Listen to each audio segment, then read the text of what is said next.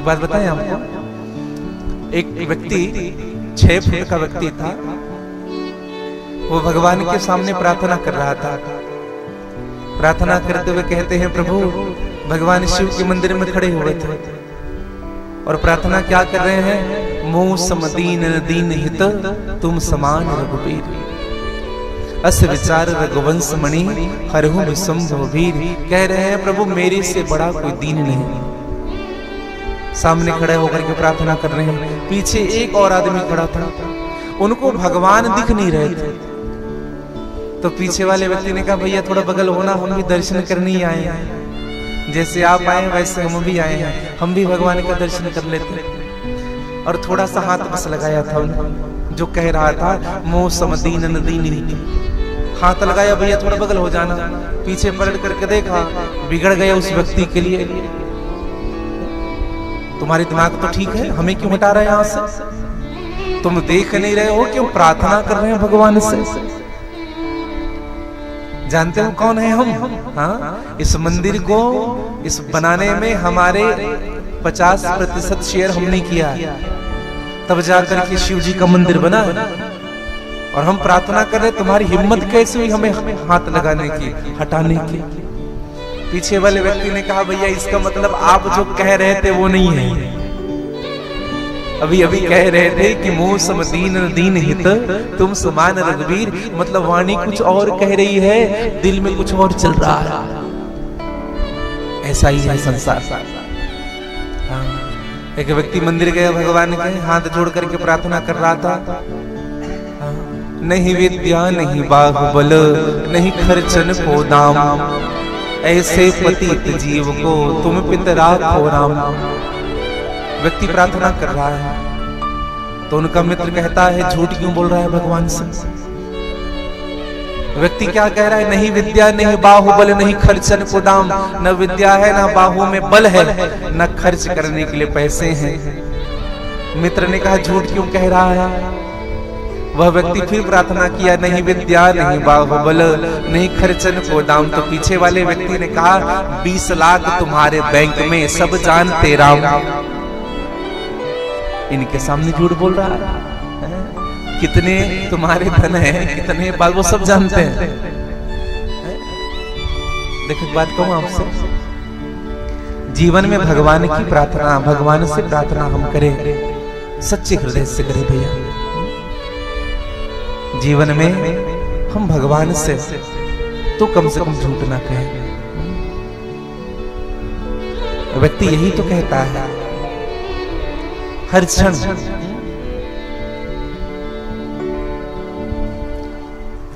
और हम अभिमानवश भगवान से प्रार्थना करते हैं। अभिमानवश। जीवन में अभिमान कभी नहीं करना चाहिए। हाँ। एक बड़ी सुंदर बात कही, आज मैं सुन रहा था, एक बड़ी सुंदर बात है। आसमान पर उड़ने वाले लोग अपने धन का अभिमान करते हैं, अपने पद का अभिमान करते हैं। आसमान पर उड़ने वाले धरती को पहचान, किसी का रहा नहीं अभिमान, किसी का रहा नहीं अभिमान। आसमान पर उड़ने वाले धरती को पहचान, किसी का रहा नहीं अभिमान, किसी का रहा नहीं अभिमान।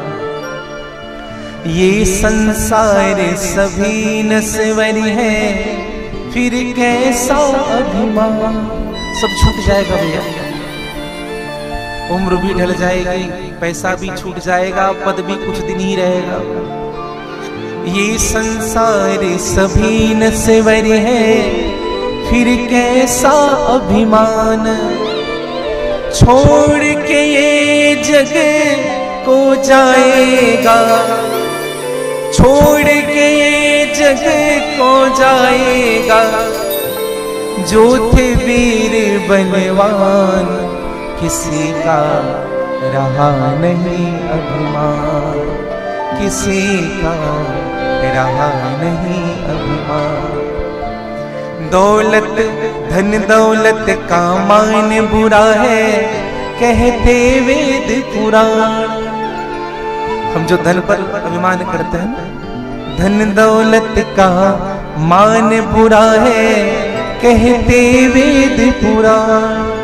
और अभिमानी रावण को देखो, इतनी संपत्ति हमारे पास 10, 20, 25, 50 तोले हो जाए उड़ने लग जाता है। रावण को सोने की लंका में रहता था, क्या है हमारे पास बताइए। रावण की तुलना में हम तो रत्ती भर नहीं है। अभिमानी रावण को देखो, मिट गया नामो निशान, किसी का रहा नहीं अभिमान, किसी का रहा नहीं अभिमान। तीर्थ मंदिर मंदिर ढूंढा, गया न इतना ध्यान। हम सब जगह ढूंढते रहे भैया, तीर्थ गए, मंदिर गए, धाम गए, बद्रीनाथ गए, केदारनाथ गए, गंगोत्री गए, यमुनोत्री गए, हरिद्वार गए, ऋषिकेश गए, सब जगह घूम लिया। तीर्थ मंदिर मंदिर ढूंढा, गया न इतना ध्यान। हर दिल में भगवान बसा है, हर दिल में भगवान बसा है। पहचान सके तो पहचान, किसी का रहा नहीं अभिमान, किसी का रहा नहीं अभिमान। सदा यहाँ नहीं रहना तुझको, रहना है दिन 4। ज्यादा दिन की जिंदगी नहीं है भैया, 2 दिन की जिंदगी है। अरे मन ये 2 दिन का मेला रहेगा, कायम न जग का झमेला रहेगा। ब्रह्मानंद जी ने भी यही बात कही, हरि नाम सुमर सुखदाम जगत, ये जीवन 2 दिन का। अब विचार करिए, जीवन सच में 2 ही दिन का है। हमें तो बहुत दिनों तक समझ में नहीं आया कि जीवन 2 दिन का है। लेकिन एक बात कहे भैया, जीवन 2 ही दिन का होता है। एक आपके जन्म का दिन और दूसरा मृत्यु का दिन। आपके जन्म के दिन कितने लोग आपके सामने उपस्थित होते हैं, और आपकी जब मृत्यु हुई तो आपने धन नहीं, आपने जन कितना कमाया। कितने लोगों के आंखों में आंसू आपके लिए है, आपने व्यक्ति कितना कमाया। ये मूल बात है। सदा यहाँ नहीं रहना तुझको, रहना है दिन 4। इंसान से नफरत क्यों करता, इंसान से नफरत क्यों करता, अरे तू भी तो है इंसान। अरे किसी का रहा नहीं अभिमान, किसी का रहा नहीं अभिमान। और अभिमानी व्यक्ति ना झुकता नहीं है भैया। जब रावण को पता चला ना कि यही विष्णु है जो राम बन करके आएंगे और मुझे मारेंगे, तो रावण ने विचार किया क्यों ना विष्णु को ही समाप्त कर दो, ना रहेगी बांस ना बजेगी बांसुरी। विष्णु ही नहीं रहेगा तो राम बनने का सवाल ही पैदा नहीं होता। चले गए रावण गदा लेकर के। नारद जी महाराज बाहर मिले, नारायण नारायण नारायण नारायण करते हुए रावण को देखा, बड़े गुस्से में। नारद ने कहा भैया कहाँ जा रहे हो रावण? रावण ने कहा हम जा रहे हैं। बोले कहाँ? ये राम बनेगा विष्णु, इनको समाप्त करने जा रहे हैं। ये रहेगा ही नहीं तो हमें मारेगा कौन, हम अमर हो जाएंगे। नारद ने कहा बोले प्रभु को आप जा रहे हो मारने, क्या होगा? भगवान है मेरे प्रभु का, ये अभिमानी रावण जा रहा है समाप्त करने। रावण गया वैकुंठ के अंदर और बाहर में नारद जी बैठ कर इंतजार करने लगे क्या होगा।